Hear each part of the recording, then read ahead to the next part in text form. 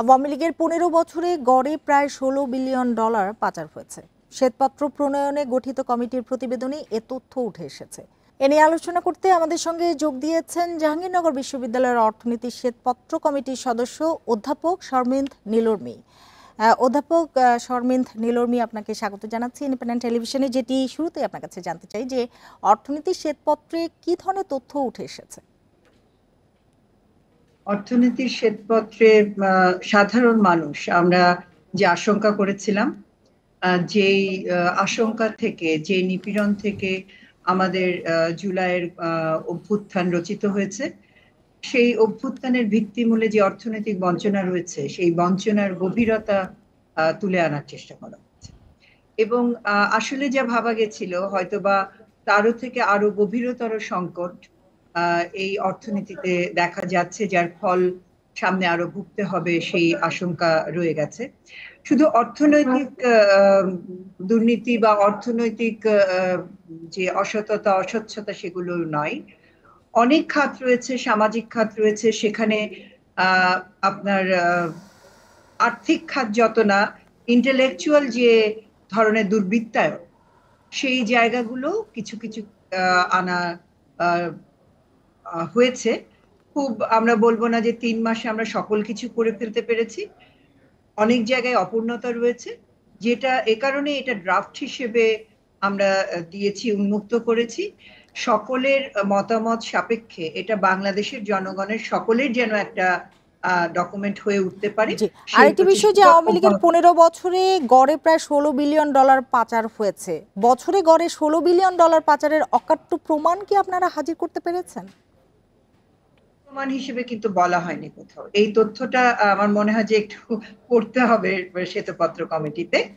এই তথ্যটা একটা অভিজ্ঞান বা এক ধরনের এস্টিমেশনের উপরে করা হয়েছে, কারণ এটা তো খাতা কলমে প্রতিটা ফাইলপত্র খুলে খুলে হিসাব করবার ব্যাপার না।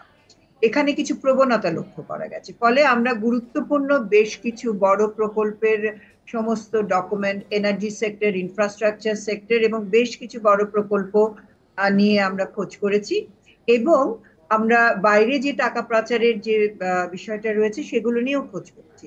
তার ভিত্তিতে একটা মোটা দাগে এই এস্টিমেশনটা করা হয়েছে, যেটা মানে আমরা বলতে চাই আর কি, যে প্রক্রিয়াটা আমরা দেখানোর চেষ্টা করেছি যে কোন প্রক্রিয়ায় এটা হয়েছে। এখন দুর্নীতি দমন কমিশন আছে, বিভিন্ন ধরনের আইন শৃঙ্খলা রক্ষাকারী কমিশন আছে, জুডিশিয়ারি আছে। এদের পরবর্তী কাজ, যদি ওনারা ল্যাডারটা ধরতে চান, এটা হচ্ছে রিলে রেসের ব্যাটনের মতো। তাহলে আরেকটি বিষয় যে অনিয়ম দুর্নীতিতে জড়িত ব্যক্তিদের চিহ্নিত করতে পেরেছে কি কমিটি? প্রথম থেকে এই কথাটা পরিষ্কার করেছি এবং সাংবাদিক মহোদয় আপনাদেরকেও বলেছি যে আমরা চোর ধরার কমিটি না, এইটা আমাদের এখতিয়ার না, এটা আমাদের দক্ষতাও না। তবে এই মানুষগুলো, যেমন ধরেন গত 1 দশক ধরে আমরা বলেছি যে যিনি কর খেলাপি ছিলেন তিনি ঋণ খেলাপি হয়েছেন, তিনি উদ্যোক্তা হয়েছেন, বড় ব্যবসায়ী হয়েছেন, তিনি এমপি মহোদয় হয়েছেন, তিনি রাজনীতিবিদ হয়েছেন। এই যে কয়েকজন মানুষের বৃত্তে এই পুরো জিনিসটা আটকে থাকা, এইটা একটা মানে এটা একটা অদ্ভুত ব্যাপার ঘটেছে আমাদের এই অর্থনৈতিক রাজনৈতিক ইতিহাসে। এবং যেটা আসলে অন্য কোনো দেশে দেখা গেছে কিনা জানি না, বাংলাদেশেও আর কখনো হবে কিনা সেটাও জানি। জি, সর্বশেষ যেটি জানতে চাই যে এই শ্বেতপত্র ধরে অন্তর্বর্তী সরকার কি ধরনের পদক্ষেপ নিতে পারবে? আচ্ছা, আমাদের দিক থেকে যেটা বলা হয়েছে, যেটা আমরা মনে করি যে এই বর্তমান সরকারের সামনে বাজেট প্রণয়নের একটা বিরাট চ্যালেঞ্জ রয়েছে এবং এর প্রক্রিয়া শুরু হয়েছে। আমাদের এই সিস্টেম্যাটিক যে ফ্ল গুলো আছে, সেখানে আর্থিক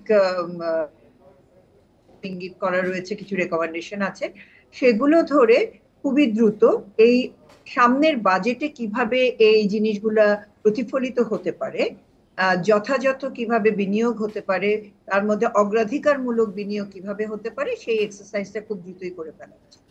আরেকটা হচ্ছে আমরা যেটা বলেছি সেটা হচ্ছে মধ্যমেয়াদী একটা পরিকল্পনা। যেহেতু অষ্টম পঞ্চবার্ষিক পরিকল্পনা স্থগিত করা হয়েছে যথার্থভাবে, মধ্যমেয়াদী পরিকল্পনা 2 বছর মেয়াদী এই সরকার একটা অতি দ্রুত হাতে নিতে পারেন এই সরকার বাস্তবায়ন করবেন নাকি এর মধ্যে নির্বাচন হবে সেগুলো রাজনৈতিক সিদ্ধান্ত, কিন্তু এটার একটা পরম্পরা যেন চলতে থাকে, সেটা আশা করছি।